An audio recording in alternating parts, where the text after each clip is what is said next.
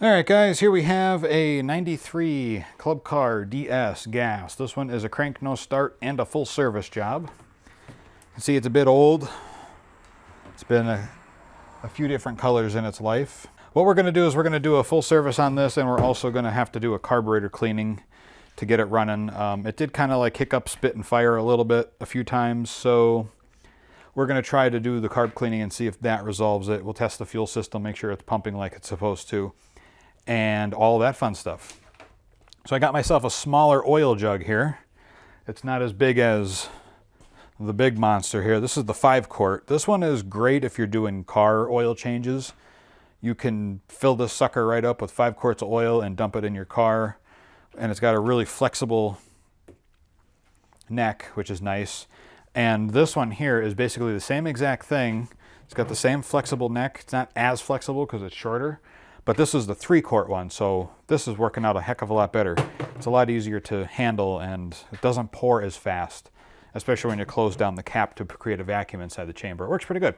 So that's just a little plug for that. I'll leave links down in the description for that one and the 5-quart, just in case you're interested. So we got a lot of work to do. Let's get started.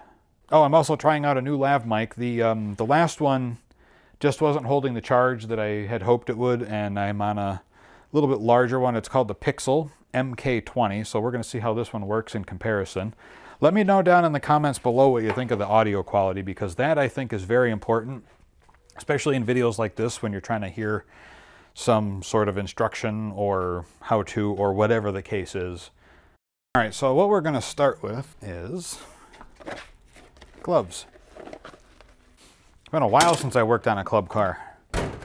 It's kind of nice to have something a little different to work on, because working on E-Z-Go all the time, it gets old.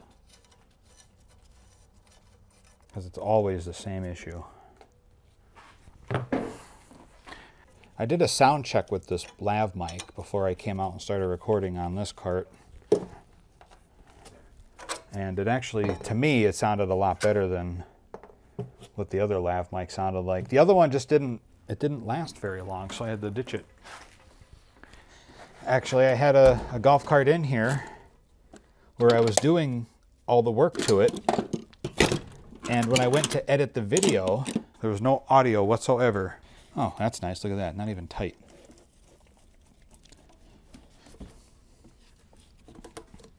Neither one of these is tight. Look at this. And the only thing I did to this cart was bring it into the shop and get it on the ramp before I even started doing the recording. Yep, that's... See, now this kind of a filter here where it's all gnarly, it doesn't look bad, right? But we're going to change it anyway because it's all mildewy and moldy, so we're going to start fresh because we don't know if there's anything actually in between the pleats. It's just better to start fresh with stuff like this, especially when there's fuel delivery issues and other kinds of problems that are arising and you can't figure out why the cart's not starting. Just better off pulling everything out. And then what I do, see, I'll take a brand new filter like this, and depending on what I feel like doing, I'll take a marker and I'll put the date on it. So that way I know when this was put in, especially if the customer doesn't have the invoice. I mean, I always have a record of what I do to carts, so I mean, it's not like we don't know what happened. This is one thing I like about club cars. There we go. Is you can remove the entire airbox assembly to change the filter if you want. But it gives, you have to do that in order to gain access to the battery. This one's a bit gnarly. I see some rust, so we'll go in here and we'll clean these up too. We got to get it started though, because it does crank, like I said, but it just doesn't run. This is the headlight fuse, I believe. And it comes off the small terminal on the solenoid. Wow. Wow. See, I would have removed this fuse block because it has a small fuse block. You probably can't see what I'm pointing at. But it's got a 4-position ATC fuse block. I would have just removed it and jumped off of put another fuse terminal in there or something. So somebody spliced this fuel line instead of, you know, changing up the section of fuel line, they just spliced it. That's not good.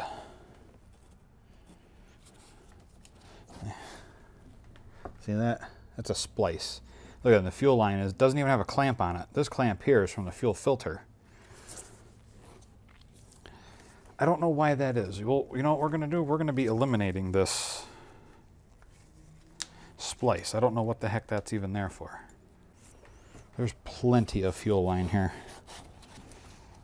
So we'll snap that back in place. I could actually cut a fair amount of that off. So I'm going to take my cable cutters here. Yeah, I know. These are meant for wire, not rubber hose. We're going to cut that off. Splice this in like that. And then like that. Now we'll pull it off here. Hopefully. There we go. Okay. Wow, the oil looks super clean. It doesn't even look like they ever drove this thing. This has an easy-go fuel tank gas cap. The club cars didn't have, at least to my knowledge, didn't have a gas gauge built into the fuel cap where this one does. I know the Easy-Go's did that. But the club cars have a place for a fuel sending unit built into their gas tanks, and that stretches back to a long, long time. Okay, but you see how easy it is to take these carburetors off? See, no monkeying around with a bunch of different things. It's just a pin. Something don't seem right here. What's going on? Oh. Well, that could be a problem. I don't know if you guys are going to be able to see that. Do you see that? See how that's got those slots in it? They're not supposed to be there. This thing's ready to break, so we got to replace this. I think I have a couple of these. That could be causing some issues. Okay. Overflow line is off. Fuel line is off. We're going to take this throttle return spring off and just put this right there for the moment. So we got the carburetor off. Let's get this puppy opened up and see what's inside. Okay. All right, so let's get this off. Well, this is going to be funky here. Get this out.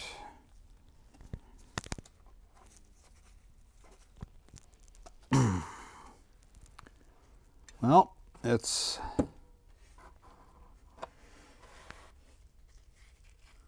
definitely got some varnishy gas in there. And it stinks. There's a little bit of water in there, but it's not terrible. I've seen them a lot worse than that.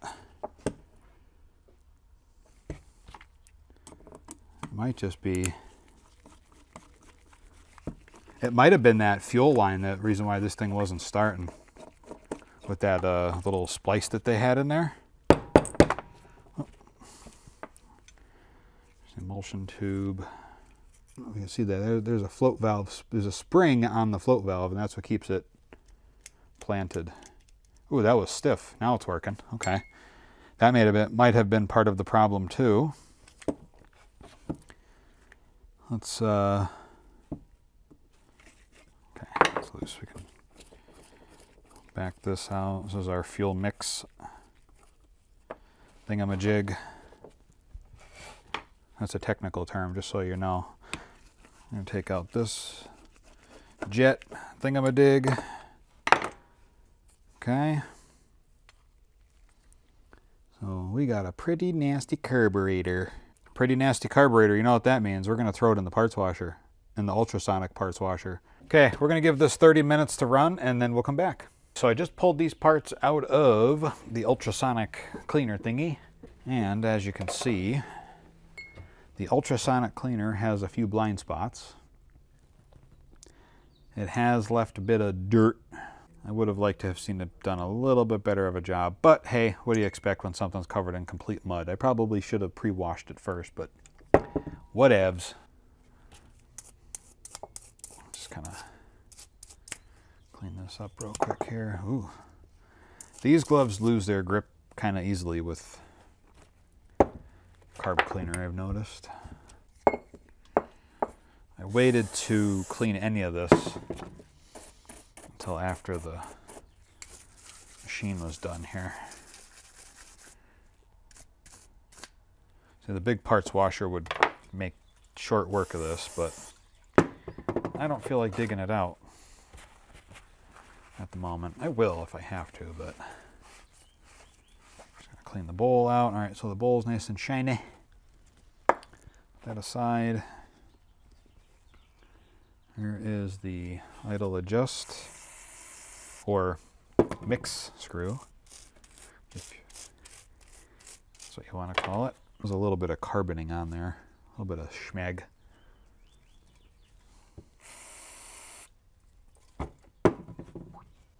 Not too concerned with the outside of it. I just want to get the insides of all this stuff clean right now, because that's the important thing. Except for something like this that's internal.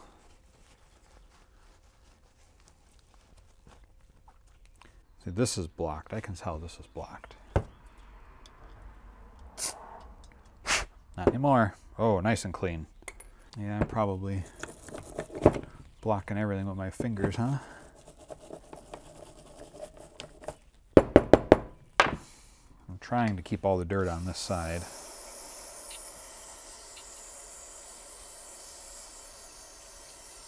Not taking the...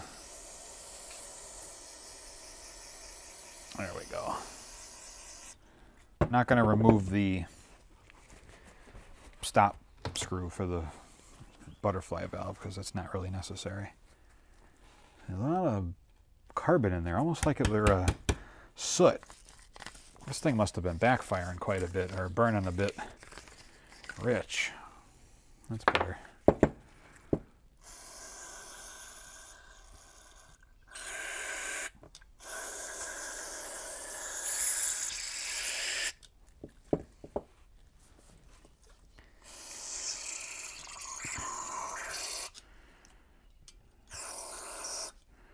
Okay, so everything's nice and clear. Looks good. Looks about as good as I'm going to get it anyway. This highly flammable paper towel in front of me right here. Let's put that down just to kind of help absorb some of that. I didn't get all the dirt off. Like I said, I just can't get over to the parts washer at the moment. The most important thing is that we keep the internals. I just put that in backwards, didn't I? No, I did not. Okay.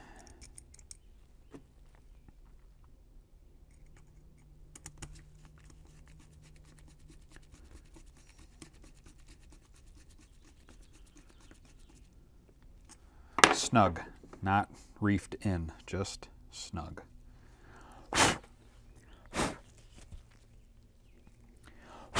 Quick blow this off.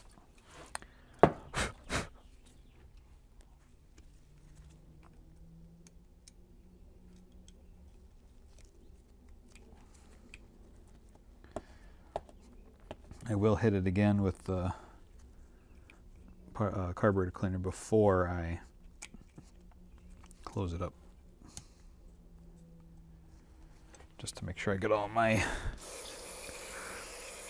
dirty hand stuff off of it. There we go. That ought to give it enough time to air dry before I do close it up. Just gonna rinse the bowl out real quick. Leave that to air dry. Now, when carburetors are really this dirty, if you have a way to like clean it in a cleaning solution with like a soft bristled brush, that would be your best bet. That way, as you're putting it back together, you're not smearing dirt all over everything.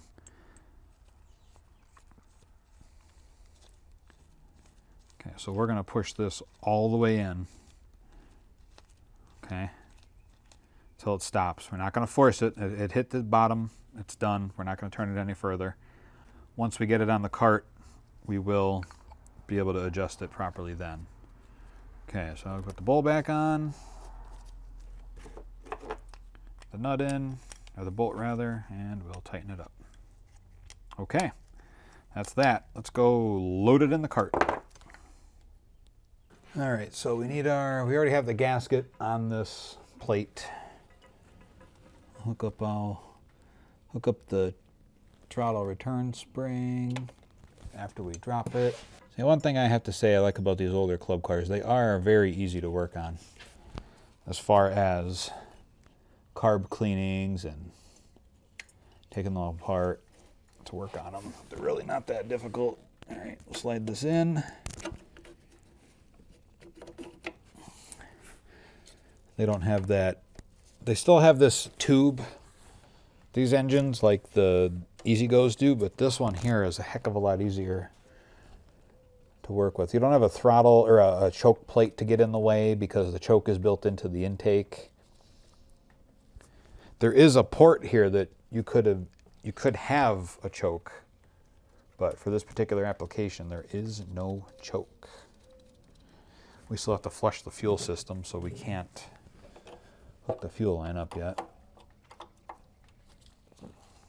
Just like the Easy-Go's, you don't want to reef these down too tight because you will crack that plastic. All right, so I know you guys have seen me do this a bunch of times, and we're going to pump through the fuel pump, and we're going to clip onto the battery connection here, maybe.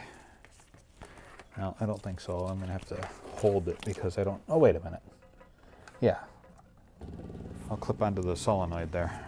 The always hot side of the solenoid. And let's see if we can get some flow here. This fuel looks like it's just really old. And the mosquitoes are starting. Is there no fuel in this thing? Not enough fuel?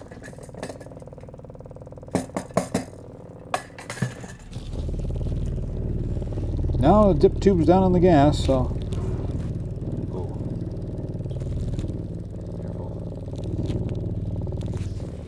Okay, it's starting to pull now. There we go.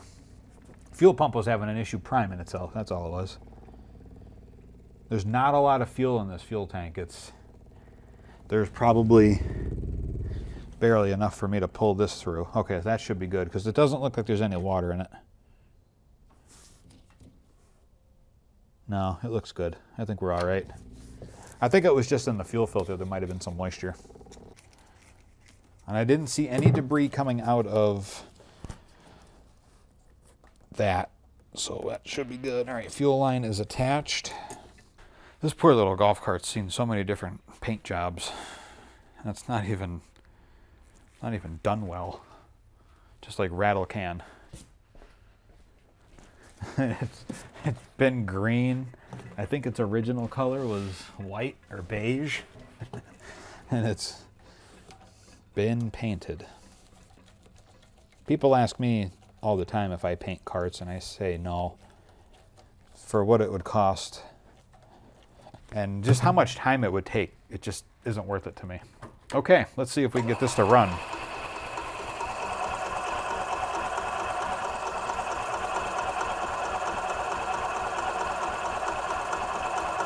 Okay, fuel filter is filling. Kinda. This fuel line feels a bit stiff. I wonder if this is our problem. Might need a fuel pump.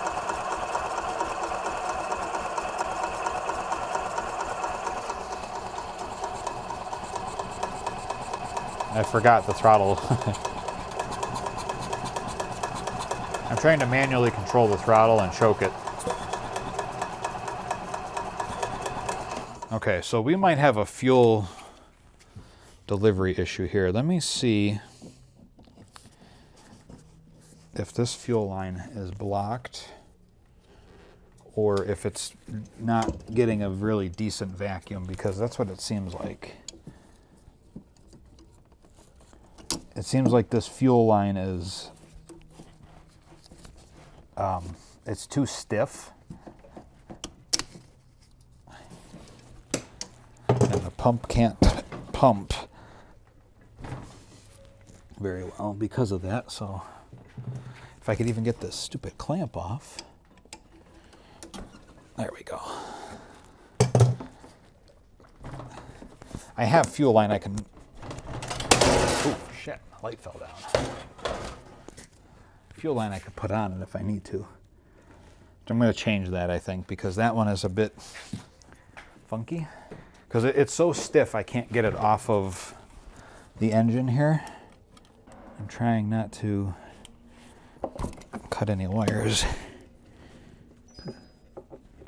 The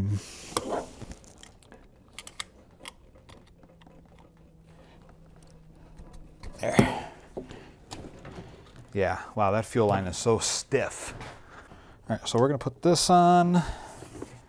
We're going to give it some slack because it looks like somebody had cut the ends off of this hose and it was just a little too short. This line was just stretched so tight that it didn't have the opportunity to have any flex. So when the motor moved around, it was probably pulling on it. See how that works. Oh, that's way better. The fuel pump is actually pumping now, I think. Well, we're going to confirm it. Wonder if it's going to need a fuel pump. Well, it's one way to find out, right? So I'm taking the fuel line off. I'm going to put it into the fuel tank. And I want to see if it pumps. Come on.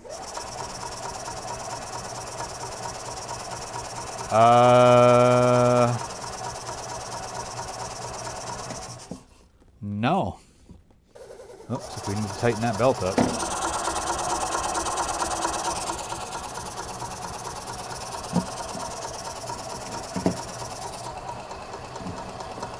Oop. Okay, so it looks like we need a fuel pump. Fuel pump, Club Car DS87 plus precedent gas. Fuel pump, FP002.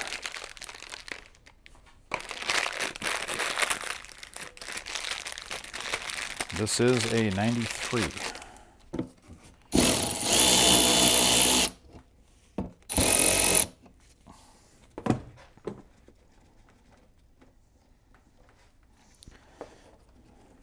Oop, almost dropped it. Almost dropped the nut.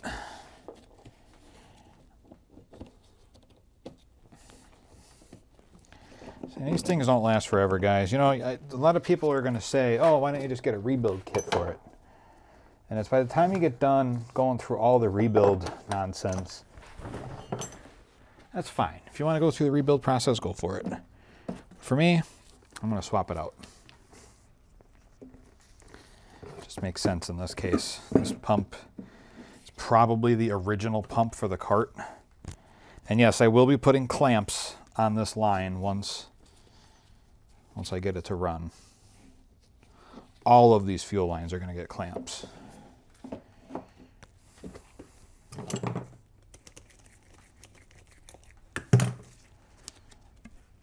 Okay, so I'll put that there. There, slip that over.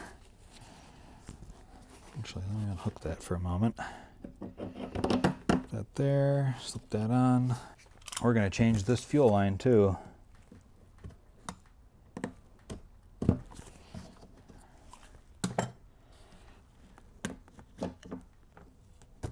Because there's got to be vacuum leaks all over the place on this one. So we're going to replace the fuel line with the fuel line that really should be on this in the first place.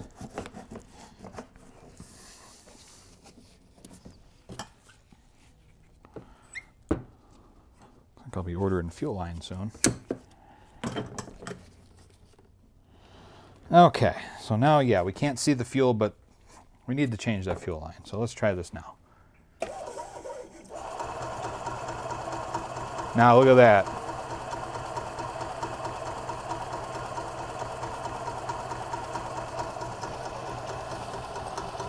See if that fuel filter fills up. That's much faster than what it was before.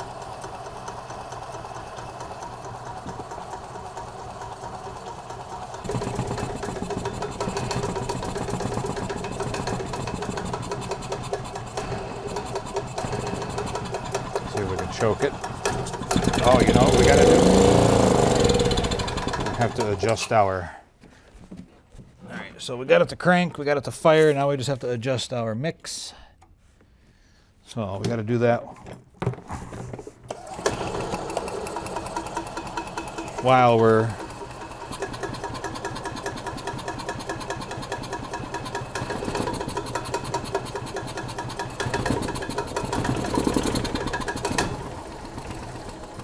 running here.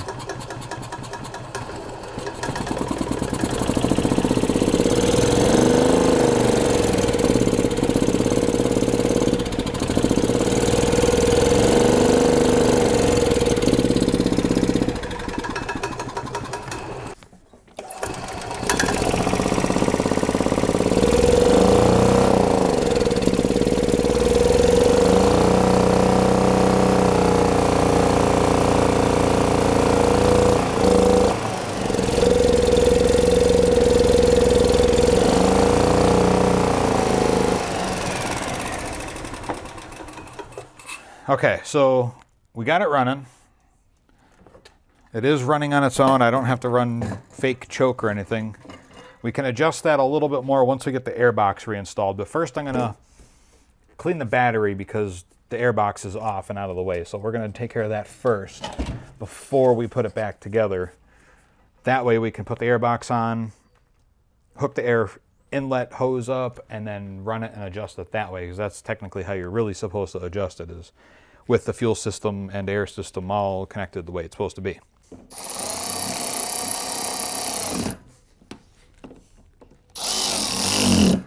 Okay. Just makes it quicker. We still have to replace that little pin there. All right, so I found another set of those pin and clip for the throttle, because we have to change that because that pin is not good. All right, so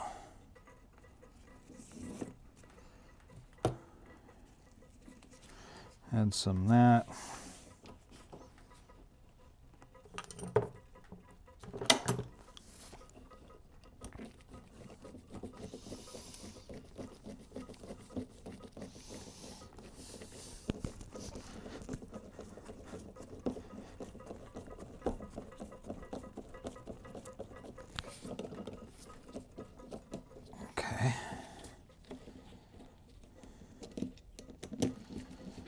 I don't want this thing coming back to me because it has other issues, so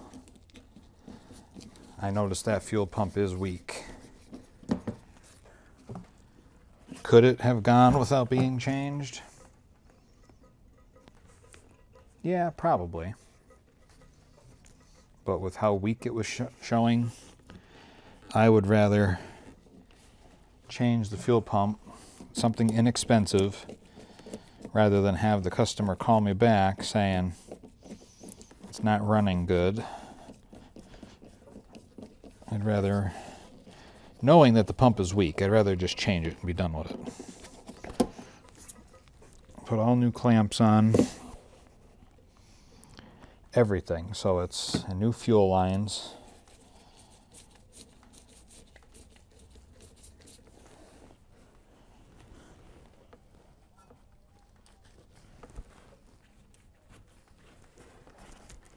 That way we don't have to worry about anything, see?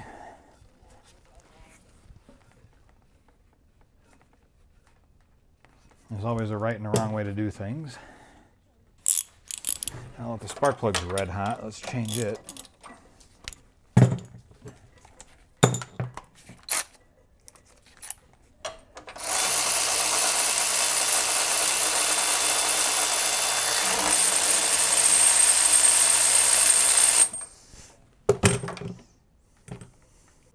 GR4 V-Power. You know, this is such gimmicky crap. These produce the same damn spark as a regular NGK. There's no reason for using this kind of stuff. This BPR2ES is going to work just as well as our V-Power counterpart. Now I am going to spin this in with this, but I'm not going to go fast. Okay, once it starts to hit, stop. And we'll go by hand here. Okay. New spark plug. New fuel pump, new fuel line, new fuel filter. Carburetor's been removed and cleaned. All right, so I pulled the battery terminals off. Just cleaned the wires up here a little bit just to get them nice and clean. These nuts, or bolts rather, are stainless steel. At least they're supposed to be. You can find these online if you look. They're 5/16 18, I believe. Okay, so.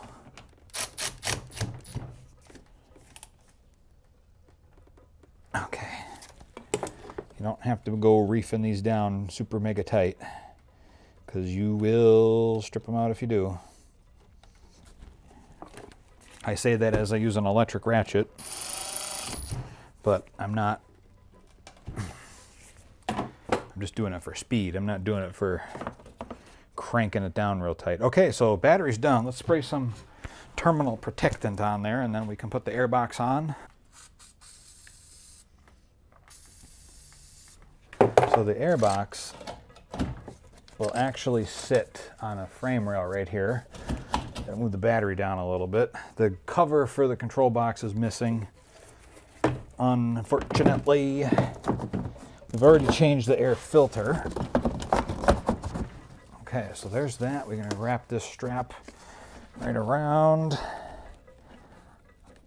There's that. Gonna connect the air hose. Tighten the clamp. Where's the nut driver? Here we go.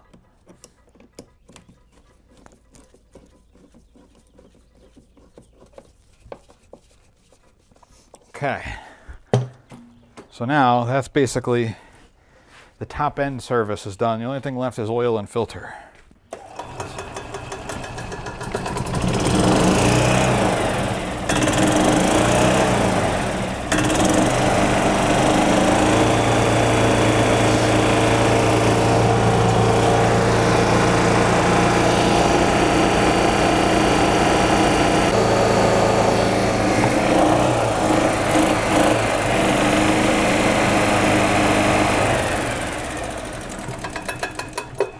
In case you didn't notice, yes, it is bouncing off the rev limiter.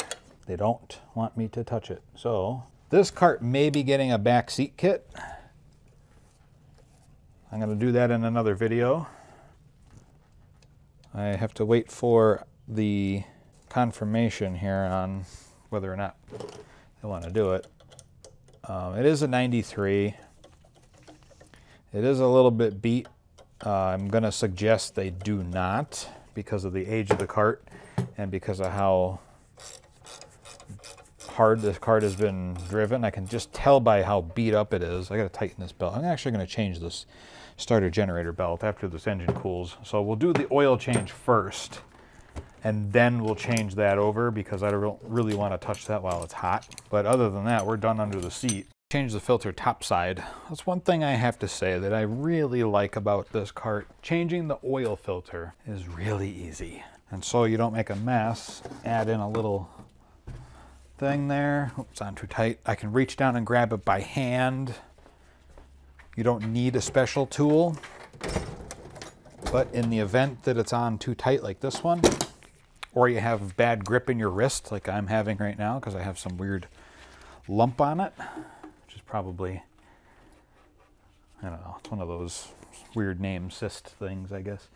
But you can reach down and grab the filter. You can put a drip pan below the filter so you don't make a mess. Easy go. You only need a filter, oil filter pliers or an oil filter wrench to crack it loose. You don't need to buy a special oil filter grabber tool to reach down in and grab it. to break it loose. So I added a little bit of oil to the top of the filter here. Okay.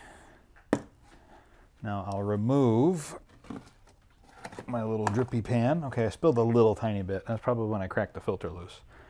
I spun it too fast, but you see, I was able to catch all the oil that would have normally gone all over the engine, easy go, and I kept it from going all over the place. And now from the top side, I'll reach down in here.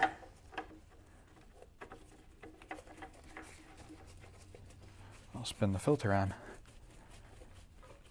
Nice and snug. Look at that. Just a little drop of oil that I made a mess with. Not a big deal. I didn't make a mess of oil all over everything. There we go. Crack it loose.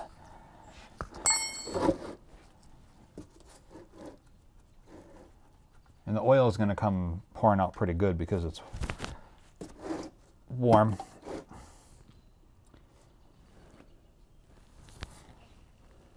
And remember, see this?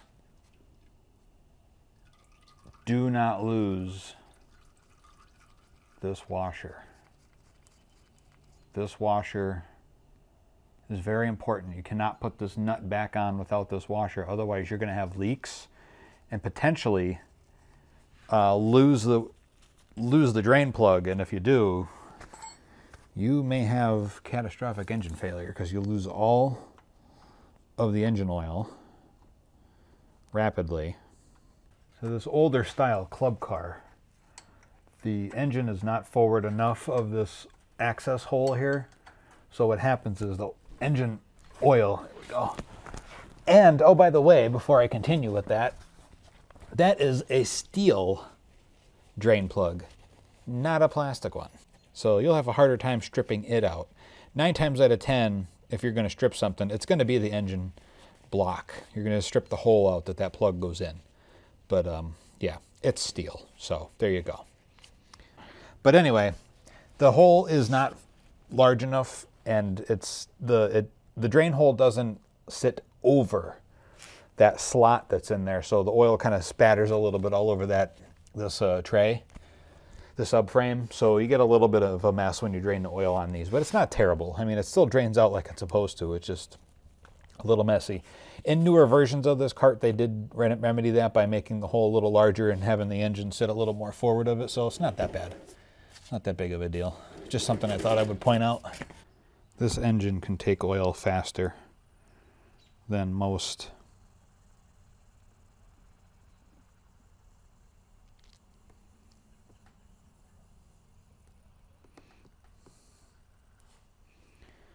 But it will flood the tube and overflow if you go too fast, so just keep that in mind.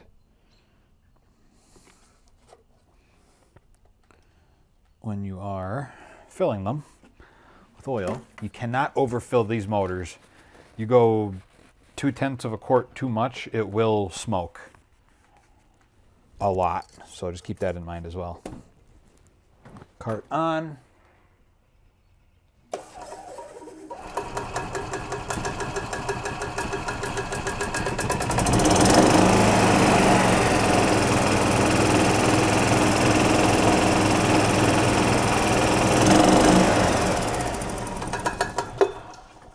We still have to change that belt out. All right, this is going to be a little tricky to show you what I'm doing. But what I'm going to do is I'm going to crack loose these. I don't know if you guys are going to be able to see what I'm doing, but I'm just trying to... Okay. So the starter generator is now loose. So I can remove it, and I have to remove the drive belt. Cart is in neutral because for some reason club car drive belts are very tight. But this one's a bit wore out, so it came off fairly easily. It's wore out, but it's still in decent shape. Took that belt off. They'll get it back. I'm installing the new one. Starter generator belt, that is, not a new drive belt. Roll it over. Okay. It's already tight when it goes on, like it's supposed to be. Okay. I'm gonna roll the engine, put the drive belt back on. I mean, you can see, hopefully you can see, but I'm already done. I just have to now adjust the starter generator tight. Down inside here, you have the starter generator. Okay, here's the starter generator. And you have 2 bolts. I don't know if we're gonna be able to see these. There's a bolt here, 9/16 on each end. There's one on this end, on these ears here, and these are the pivot bolts. I cracked these loose. And then way down in here is a 1/2-inch jam nut. You loosen that and it allows the starter generator to pitch back and forth, up and down. And right now the belt tension is good, as we can see. See how it just cranks right over immediately, doesn't slip. And you can see how it's riding on the pulley. And now to tighten it up, it's just in reverse, but it's really hard to see because there's really no, maybe that'll help. So the jam nut is down here. I know it's dark. Oh, no, I don't have my light out here. So now what I got to do is I have to pry on the starter generator. And you want to go between the starter generator and the starter generator bracket. You never want to go between the starter generator and the exhaust, because I've seen people do that, and that's just not smart. Creating issues doing that. So what I'm going to do is I'm going to tighten up the jam nuts first.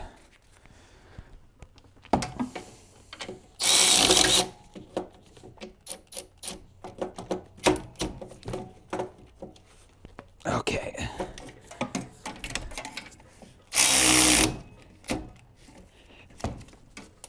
And these are tricky to get to because they are so deep in there.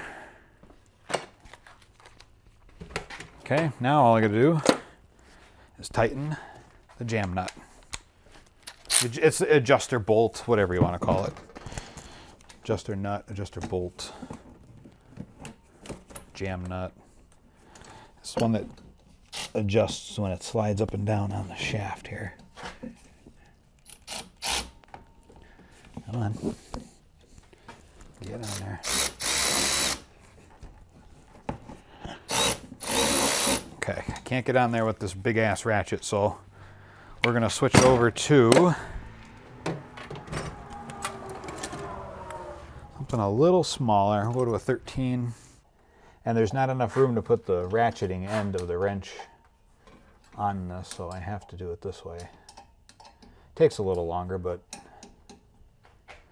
in the end, it's the same result. Make sure it's tight. Now, over time, that belt will stretch out and it will need to be readjusted, so keep that in mind. Once it starts to slip and squeal, but when you go to start the cart, you're gonna have to make an adjustment. Now, let's throw this on here. It is missing the bolts. There's little inset things that go in there. It's missing those, so now we're gonna take a couple of zip ties and restore it back to how they had it installed, which there's really nothing wrong with the way it was installed. It's just you're using consumable things now to keep it closed, so not a big deal. We'll just start it like so. I'll go through this one, circle it around through this one, that,